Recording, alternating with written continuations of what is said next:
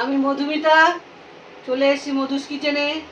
তোমাদের বলেছিলাম ইলিশ মাছের মাথা দিয়ে একটা পুরনো দিনের রান্না করে দেখাবো, তাই তোমাদের কাছে মাছের মাথা নিয়ে চলে এসেছি।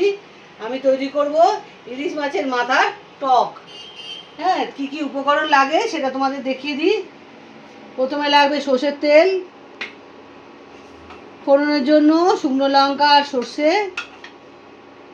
পুরনো তেঁতুলের পাল্প, এটাকে গরম জলে ভিজিয়ে রেখেছি, তারপরে ছেঁকে নিয়েছি, আর চিনি আর নুন আর সামান্য হলুদ।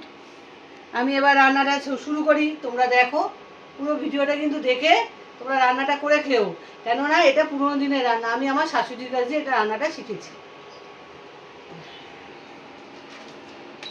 ইন্ডাকশানটা চালু করলাম।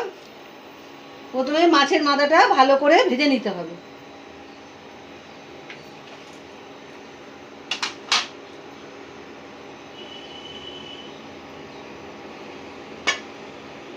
একটু বেশি করে তেল দিতে হবে, কেন মাছের মাথা না ভালো করে না ভাজলে একটা গন্ধ হয়।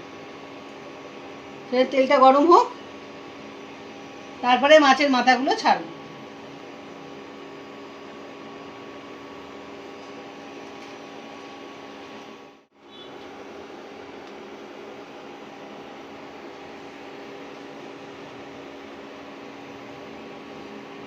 আর একটু বাকি আছে তেলটা গরম হতে।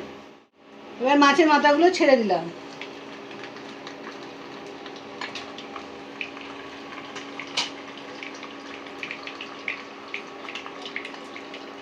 এবার মাছের মাথাগুলো ভালো করে ভেজে নিতে হবে, মচমচে করে।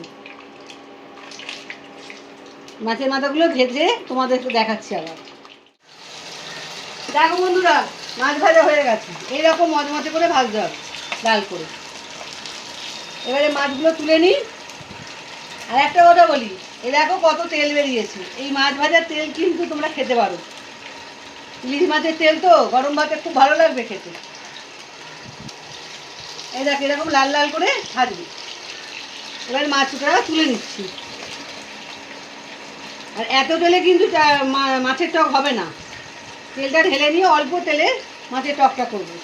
তাহলে মাছটা তুলে নিই, তারপর তোমায় দেখাচ্ছি। সব তেলটা তুলে নিয়েছি কড়া থেকে। এবারে এখান থেকেই অল্প একটু তেল এই কড়াতে দেব। এই যে সামান্য তেল। ইন্ডাকশানটা চালু করে দিলাম। ওই তেলের মধ্যে এই দুটো শুকনো লঙ্কা আর এই অল্প একটু সর্ষে ফোড়ন দিলাম। এটা একটু গরম হয়ে যাক।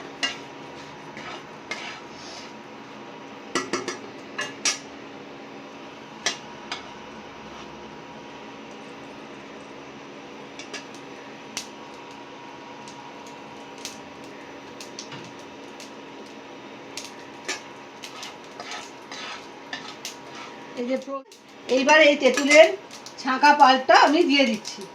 এটা কিন্তু পুরোনো দিনের তেঁতুল, অনেক দিনের পুরনো, বছর খানেক। এই তেঁতুল দিয়ে একটা তোমাদের টিপস বলি। এই তেঁতুল, এই পুরনো তেঁতুল না, তোমরা বাড়িতে যদি থাকে, এই পুরনো তেঁতুলের সঙ্গে ধনে পাতা, কাঁচা লঙ্কা, আদা আর পুদিনা পাতা মিক্সিতে পেস্ট করে নেবে আর ফ্রিজে রেখে দেবে। যদি খাওয়া যায় সর্দি কাশি হয় না। সর্দি কাশির হাত থেকে বাঁচা যায় এই তেঁতুল, পুরনো তেঁতুল খেলে। এবারে এই তেঁতুলটা দিয়ে দিলাম। তেঁতুলের মধ্যে 2 চামচ চিনি দিয়ে দিলাম। তোমরা যদি চিনি কম খাও অল্প চিনি দেবে। আমাদের একটু চিনি বেশি খাই বলে আমরা চিনি বেশি দিয়েছি, 2 চামচ দিয়েছি। সামান্য নুন,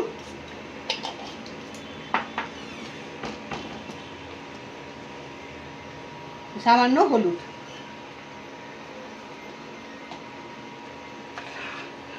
চিনিটা গলে এসছে।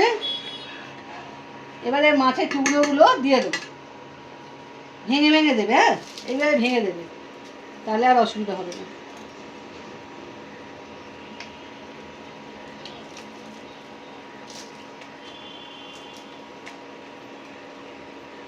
বন্ধুরা, মাছের মাথা দিয়ে টক রেডি হয়ে এসছে। আর একটুখানি হলে হয়ে যাবে। তোমাদের একটা কথা বলি, এই টকে অনেকে সর্ষে বাটা দেয়, কিন্তু আমি সর্ষে বাটাটা দিইনি। কারণ সর্ষে বাটা এই টকটা যদি কোনো মাছের ঝালের পরে খাও তাহলে হজম হয়ে যাবে, কিন্তু সর্ষে বাটা দিলে হজমটা হবে না। সর্ষে বাটা উল্টো অ্যাকশান করবে, ওই জন্য আমি সর্ষে বাটাটা দিই না। তোমরা যদি খেতে ইচ্ছা হয় তোমরা শসা বাটা দেবে। আর যদি আমি যেটা চিন্তা করি যে খাওয়ার পরে টকটা, এই পুরোনো টকটা, তেঁতুলের টকটা খেলে হজম হয়ে যায়, জন্য আমি সর্ষে বাটাতে দিই না। সর্ষে বাটা দিলেই মানে উল্টো অ্যাকশন করে বলে আমি এটা দিই না। তোমরা যদি ইচ্ছে হলে তোমরা সর্ষে বাটা দিতে পারো, আমি কিন্তু দিইনি, শরীরের কথা চিন্তা করেই দিইনি। এবার আমার হয়ে গেছে, এবার আমি নামিয়ে ফেলবো।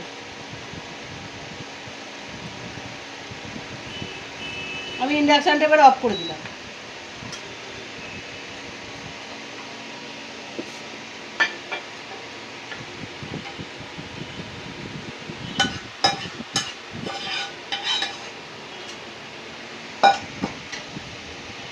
দেখো তৈরি হয়ে গেছে। খাও, তোমরাও সুস্থ থাকো, ভালো থাকো। আমি আসি।